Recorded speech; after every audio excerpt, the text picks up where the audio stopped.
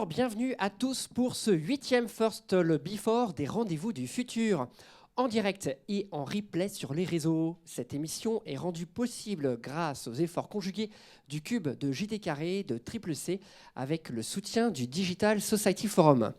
Alors le magazine, le First, comme chaque mois, a vocation à rencontrer des change makers, des personnes qui font le changement, qui trouvent et mettent en œuvre des innovations, qu'elles soient numériques, sociales, éducative ou citoyenne. Cette émission est co-animée avec Rémi Hoche. Bonsoir Rémi. Bonsoir. Nous accueillons ensemble ce soir sur le plateau Frédéric Bardot, cofondateur de Simplo.co. Bonsoir Frédéric. Bonsoir. Vous pourrez prendre le micro. Ça sera mieux. Bonsoir. À chaque fois, vous voudrez prendre la parole. Merci. Cette émission sera ponctuée par une chronique de Laura qui nous présentera une action positive de recyclage portée par des acteurs bordelais. Et Rémi nous présentera l'actu de la créativité et partagera sa question du moment. Alors, la règle du jeu pour vous, internautes et spectateurs, elle est simple. Écoutez, réagissez, posez vos questions sur Twitter en utilisant le hashtag #LeFirst, tout attaché. Très bonne soirée. Alors, d'un côté, la fracture sociale. Le modèle d'activité en France est encore le salariat. La plupart des personnes courent après un contrat de travail. Ce n'est pas toujours évident et pas évident de la même façon pour tous. Rappelons que le taux de chômage actuel est de 10%. Pour les jeunes de 15-25 ans, il est de 23%. Et pour des jeunes en zone urbaine sensible, il est de 42%. De l'autre côté, la fracture numérique.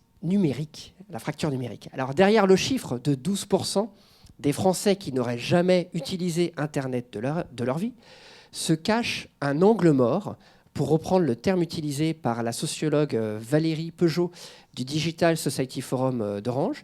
Donc il y aurait une fracture d'usage du numérique beaucoup plus importante. Alors est-ce qu'il y a un lien entre ces deux fractures ? Une des solutions serait-elle de former au développement informatique ou au codage les plus éloignés de l'emploi ? C'est notamment ce que nous allons voir. Avant toute chose, je vais vous inviter, vous spectateurs dans la salle et vous internautes qui êtes derrière votre écran, à regarder sur le site des Rendez-vous du Futur. Vous vous rendez compte que vous pouvez participer à un sondage. Et la question ce soir est la suivante. À votre avis, pour un élève, apprendre à coder est-il aussi important qu'apprendre à lire ou écrire ? On reviendra tout à l'heure sur les résultats de cette question. Alors Rémi, est-ce que tu pourrais nous présenter notre invité Frédéric Bardot ? Oui, alors bonsoir Frédéric Bardot. Bonsoir. Quand vous étiez petit, vous avez pensé être tour à tour reporter de guerre, humanitaire, homme politique et militaire. Et puis vous avez fait Sciences Po et ensuite Saint-Cyr.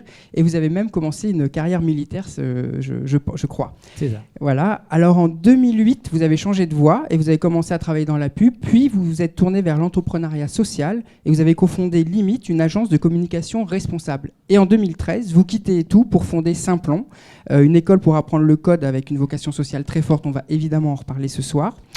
Et vous êtes également administrateur de l'ONG Transparency International France. Et vous avez écrit 2 livres, Anonymous, Pirate ou Altermondialisme numérique, et Lire, écrire, compter, coder en 2014 aux éditions FIP. Vous avez récemment fondé l'association Like Me, voilà, qui, avec ma femme. Avec votre femme, tout à fait. Et c'est tout récent d'ailleurs. Ça fait 1 an et demi. 1 an et demi. Et alors, par rapport à tout ce parcours, moi, la première question que j'ai envie de vous poser, c'est comment se fait tout ce cheminement et comment on en vient au final à se dire, bah tiens, si je crée mon école de codeurs accessible à tous. Eh ben, y a un lien entre reporter de guerre, militaire. Vous avez oublié espion aussi, parce que j'ai passé le concours de la DGSE aussi. Non, il y a une envie de servir à quelque chose, une envie d'avoir... on va dire une mission qui dépasse la simple petite humanité que je suis. Et après, j'ai beaucoup tâtonné, comme tout le monde, dans toutes les vies. Et ma rencontre avec Internet en 97 a un peu donné un coup d'accélérateur à certaines de mes idées. Et après, j'ai cherché mon chemin, mais je suis fasciné par le pouvoir de transformation du digital. Et ce qui m'intéresse le plus, c'est de mettre ce pouvoir au service de ceux qui en ont le plus besoin. Donc, je l'ai d'abord fait auprès des ONG, et puis... en glissant, en fait, pourquoi pas le faire pour les citoyens. Donc c'est pour ça que je me suis intéressé à Anonymous.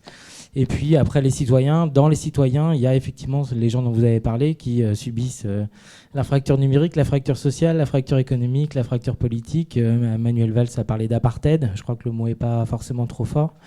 Il y a les quartiers populaires, mais il y a les dom-toms où il y a 40% de chômeurs aussi. Donc tous ces gens-là peuvent se servir du numérique pour changer leur destin. Et donc c'est à eux qu'on a envie de s'adresser. Et c'est l'idée de Simplon, qui n'est pas mon idée, qui est l'idée de personnes que j'avais, parce que dans le portrait, il y a une autre facette aussi qui est que je donne des cours au CELSA. Et c'est donc 2 étudiants que j'ai eu au CELSA qui m'ont apporté cette idée sur un plateau et je me suis jeté dessus. Ouais, alors tout à fait. Justement, est-ce que vous pouvez nous présenter Simplon qu'est-ce que c'est? Comment l'idée est née? Justement, vous parlez de vos étudiants du CELSA. Et ce qu'on y fait.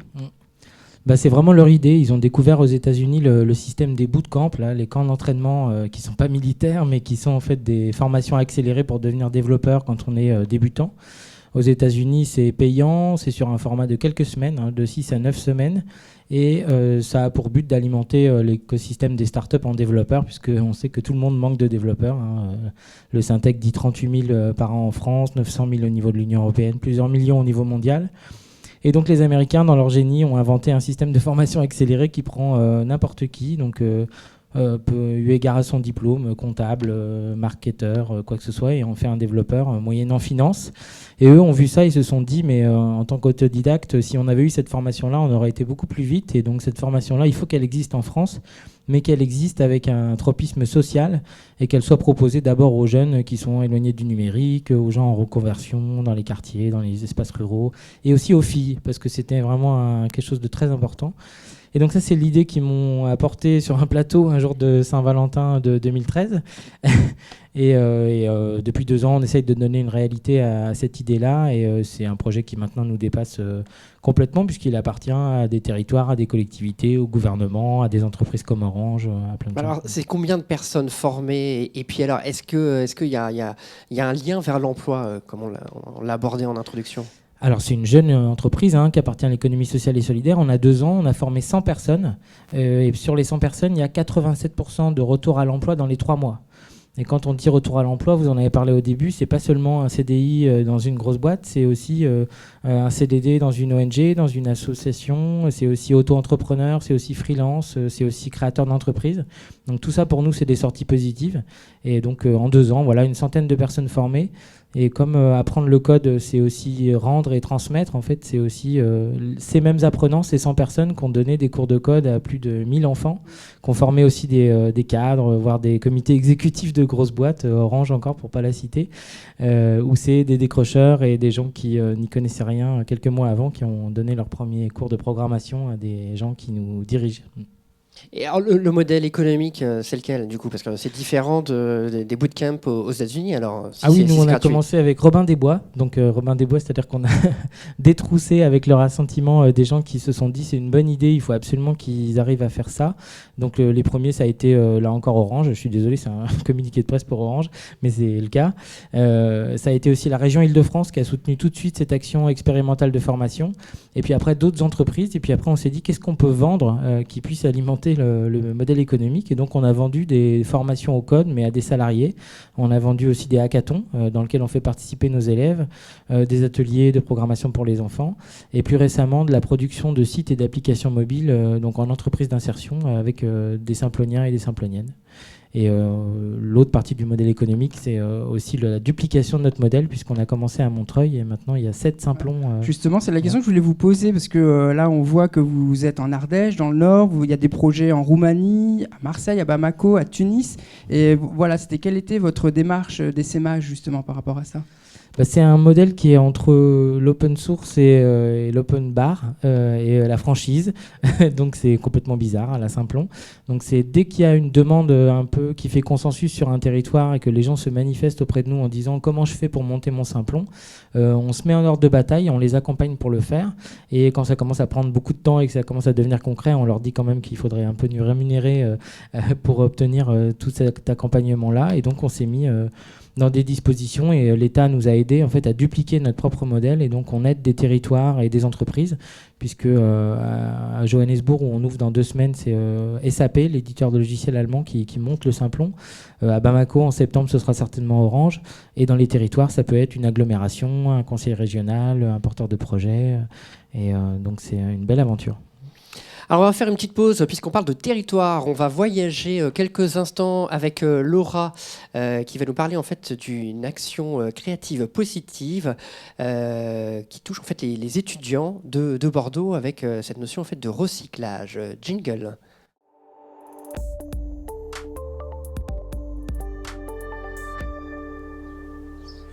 Bonsoir Charlie, bonsoir Rémi, bonsoir à tous. Ce soir, j'ai décidé de vous présenter la première ressourcerie étudiante qui est née sur le campus bordelais l'année dernière. Il s'agit d'Eturecup.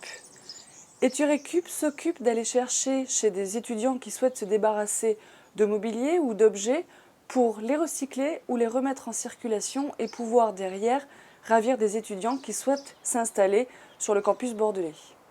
Alors une ressourcerie, concrètement, de quoi s'agit-il ? Eh bien, il s'agit d'un lieu physique où se mêle solidarité, où se mêle également le fait de ne pas abandonner d'objets en leur donnant une seconde vie. Et puis derrière, contente des clients heureux, ravis de pouvoir se meubler ou acheter de nouveaux biens à moindre frais.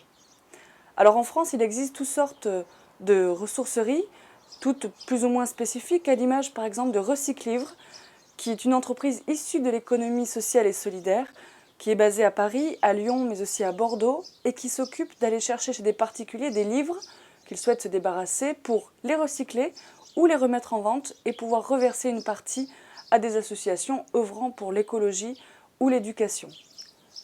Alors à l'heure des grands ménages de printemps ou des déménagements chez les étudiants qui ont terminé leur année universitaire, c'était le bon moment pour vous parler ce soir de cette initiative qui existe partout en France, afin que vous puissiez vous renseigner, vous inspirer aussi d'aller côtoyer ces ressourceries et de lutter contre le gaspillage d'objets. Je vous souhaite à tous une très bonne soirée. À bientôt.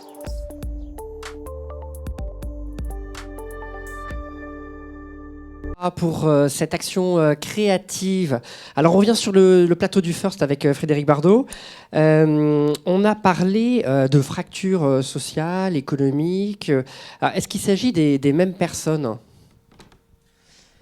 Il y en a qui cumulent les fractures, on va dire, mais la fracture, elle est partout. Donc économiquement, tous les Français peuvent connaître de près ou de loin, peut-être pas les 5% les plus riches, la précarité. La fracture numérique, elle est vraiment à tous les étages. Je crois que les récents projets de loi sur la surveillance et le renseignement nous prouvent que la fracture numérique, elle est au plus haut sommet de l'État. Il y a des gens qui ne comprennent pas trop ce qui est en train de se passer sur Internet. C'est vrai aussi dans les grandes entreprises, à plus haut niveau. Donc les fractures, elles sont effectivement plus une question de lutte des classes, mais elles traversent les classes sociales. Il y a des gens qui sont pauvres, qui sont pourtant très geeks et pas du tout fracturés du numérique. Et puis il y a des gens qui sont économiquement très dotés en capital, mais qui sont nuls en numérique. Alors justement, là, vous avez ouvert Simplon en plein débat sur l'apprentissage du code à l'école. Vous avez même déclaré « Apprendre le code, c'est une question de citoyenneté, de lutte contre l'illettrisme numérique ». Et vous avez d'ailleurs écrit un livre à ce sujet. Alors pourquoi est-ce aussi important d'apprendre à coder ? Et est-ce que cette formation ne devrait pas être prise en charge par l'éducation nationale plutôt ? Juste avant ça, moi j'ai mon sondage. Voilà, les internautes en fait ont voté. Alors la question était, pour un élève, apprendre à coder est-il aussi important qu'apprendre à lire ou à écrire ? Alors, les internautes répondent tout à fait à 22%, plutôt d'accord à 40%, plutôt pas d'accord à 27% et non pas du tout à 9%. Donc 4, 5, 6, c'est quand même une grande majorité qui considère qu'il est aussi important d'apprendre à coder que de lire ou à écrire. Donc, alors la question était liée justement. Pourquoi est-ce si important d'apprendre à coder ? C'est important parce que coder, c'est lire, c'est écrire et c'est compter. Donc déjà, c'est la même chose que de refaire différemment le socle commun de connaissances.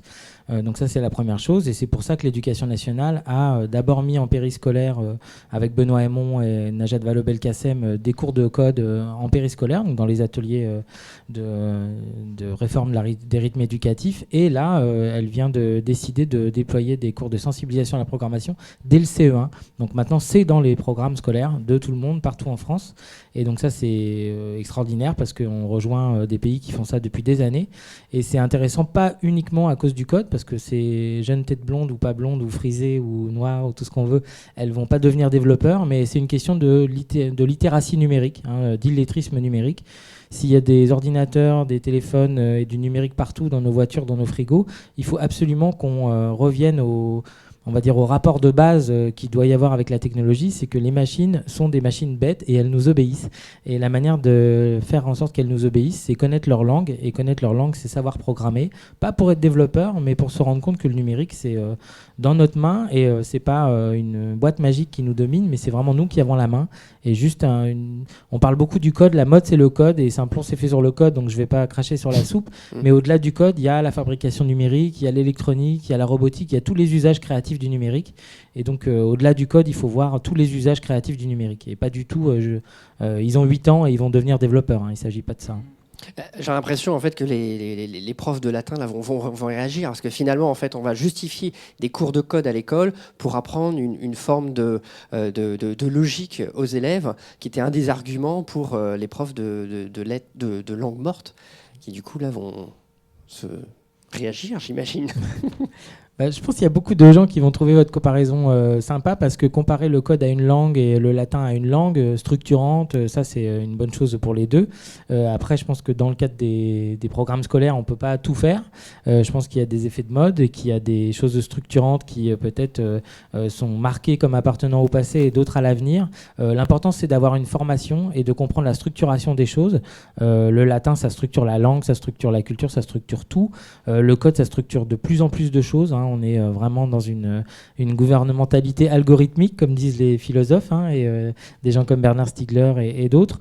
Voilà, pour ne pas être programmé, il faut programmer. Moi, j'aimerais que, notamment dans les quartiers populaires, on fasse autant de latin que de code, mais peut-être que c'est pas possible. Et j'aimerais pas être ministre de l'Éducation nationale.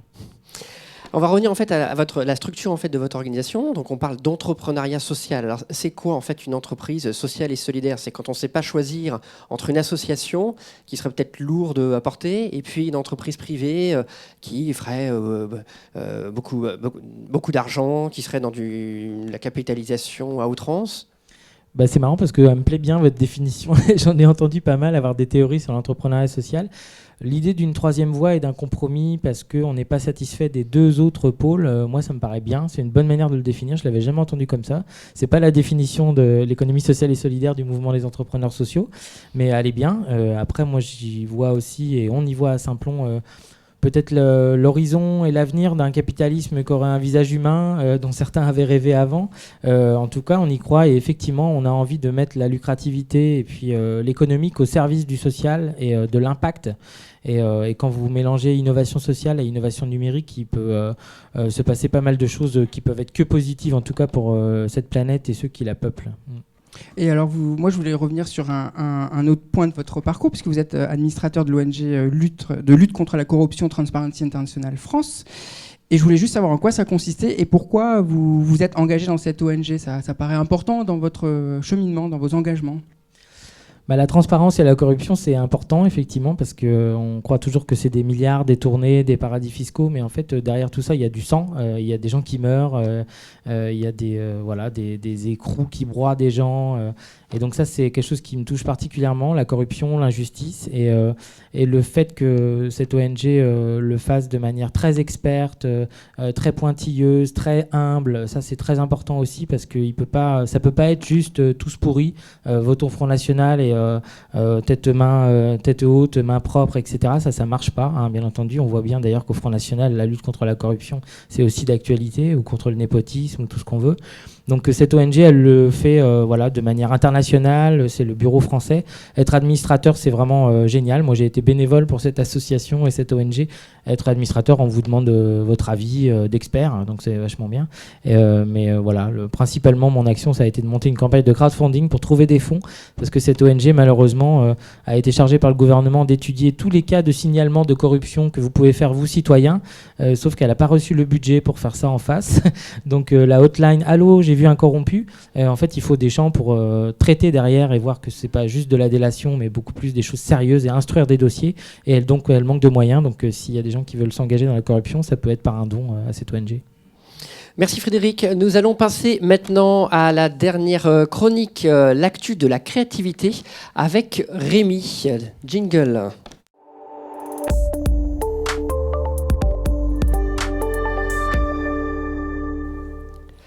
Alors Rémi, quelle question t'es-tu posée ce mois-ci ? Charles-Antoine, tu as vu, les beaux jours reviennent et là on a de plus en plus envie de se poser dans un transat et de ne rien faire, juste laisser son esprit vagabonder. Et à ce moment-là, on est évidemment pris par la culpabilité, surtout quand on a un dossier à finir, une émission à préparer ou alors une chronique à écrire.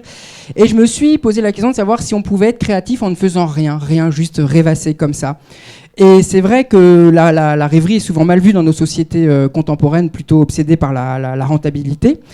D'ailleurs, Freud considérait la rêverie comme une forme de pensée infantile et d'adonation à la paresse. Donc, on voit à quel point c'est mal vu. Et pourtant, la rêverie occuperait presque la moitié de notre temps, selon une étude réalisée publiée dans le très sérieuse revue Science et réalisée par 2 chercheurs en psychologie de Harvard. Je vais y arriver. Et comment ont-ils fait en fait ?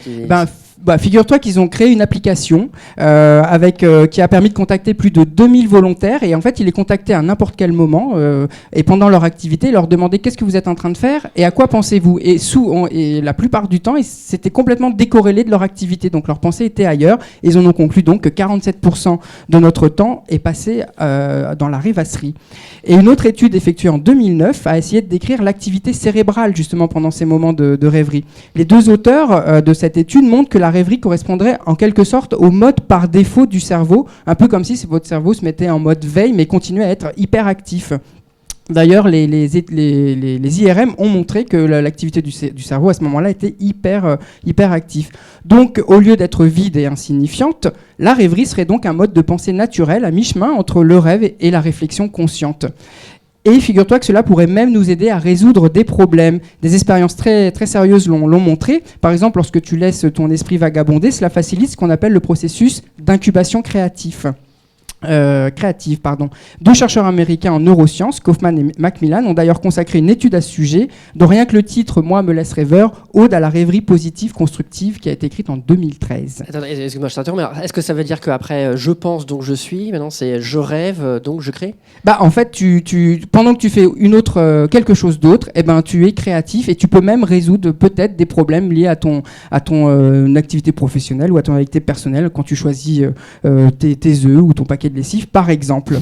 Et figure-toi que la rêverie pourrait même nous aider et est liée à la mémoire. Par exemple, en particulier, ce qu'on appelle la mémoire à court terme ou la mémoire de travail. Laisser vagabonder ton esprit, c'est aussi naviguer dans tes souvenirs et favoriser des liens entre les idées. C'est ce qui serait arrivé à Gutenberg, qui, justement, l'histoire raconte qu'il cherchait une solution technique pour créer son invention avec des caractères mobiles, et il n'y arrivait pas, donc il en a eu marre. Il a fait un break, il a été dans une foire au vin, où il a fait des vendanges, il y a plusieurs versions. Et c'est là qu'il a vu évidemment la fameuse presse à vin et il a eu l'idée de créer son imprimerie avec ce système de lettres amovibles. C'est ce qu'on appelle la dissociation. Voilà. Donc on le voit à travers les différentes études de neurosciences. Les différentes études de neurosciences nous révèlent que rêvasser fait marcher notre cerveau et impliquerait les mêmes processus créatifs, les mêmes processus cognitifs que ceux associés à l'imagination et à la créativité. Donc moi j'ai envie de dire ouf, oui, rêvasser, c'est utile, ça stimule notre créativité, donc rêveurs de tout pays, ne culpabilisez plus, j'allais dire même unissons-nous pour essayer de faire émerger un monde plus créatif en rêvant. Et d'ailleurs la prochaine fois, Charles-Antoine, que tu seras surpris, la tête en l'air, en train de rêvasser, là un petit peu comme maintenant, ne dis surtout pas que tu ne fais rien, mais dis plutôt j'incube ma créativité. J'incube ma créativité. Merci Rémi pour cette chronique. Frédéric, ça ne vous donne pas l'idée de créer une école de rêvasserie ? De quoi vous parlez? Je vous écoutais pas. Voilà, vous étiez créatif. Voilà, bon, il y a une idée là qui est venue. Merci. Donc l'émission touche à sa fin et juste avant de clore, j'aimerais faire un petit tour de table en fait pour échanger nos coups de cœur. Frédéric, je vais vous passer d'abord le micro pour savoir si vous aviez un coup de cœur, une exposition, un livre, un projet que vous aviez envie d'échanger avec les internautes. Je vais revenir sur mes histoires de codage, mais on a lancé hier quelque chose d'incroyable. J'espère que ça va faire date. C'est la semaine africaine du code. Donc dans 13 pays d'Afrique, en fait, au mois d'octobre, là, qui arrive, il va y avoir des ateliers de code dans tous les sens et dans tous les pays, principalement pour des jeunes qui n'ont pas accès au numérique. Et donc j'espère que ça créera des générations d'entrepreneurs et de geeks qui changeront le destin de l'Afrique. Et Dieu sait qu'elle en a besoin et envie. Merci Frédéric. Rémi, un coup de cœur? Ouais, une fois n'est pas coutume, j'en ai deux, mais je vais très vite. Deux coups de cœur totalement. Non, deux, absolument aux antipodes. Le premier, c'est plutôt glam rock, c'est l'expo David Bowie au Philharmonique qui finit cette semaine, mais qui ouvre jusqu'à minuit tous les soirs. Donc, si jamais vous n'y avez pas été, réservez vos billets, allez-y. La scénographie est super. On a tout dit sur Bowie, c'est un génie absolu, pas uniquement dans la musique, mais aussi dans les arts, dans la mode, dans le cinéma, partout. Avec un casque en son 3D, vraiment super pour visiter l'expo. Donc, allez-y. Et à l'opposé du glam rock, le film La loi du marché de Stéphane Brisé, avec Vincent Lindon qui vient de recevoir la palme d'interprétation. C'est juste magnifique, c'est une claque. La mise en scène est impeccable. Lindon est vraiment super, bien mérité sa palme, double palme même. Et justement ici on parle beaucoup de changement. Quand on voit un peu le monde qui est décrit dans ce film, on se dit que le changement, il faut qu'il arrive très très vite. Très bien, écoutez, moi j'ai un petit coup de cœur aussi, peut-être moins engagé, et quoique. C'est un groupe qui s'appelle Ario Percussion, qui a été développé en fait dans les années 60 dans le quartier d'Harlem. Peut-être qu'on aura la musique là en fond sonore derrière nous. L'idée en fait, elle était simple, en fait, c'était de mettre en place des ateliers de musique pour des jeunes à Harlem. Et finalement, ça a bien fonctionné.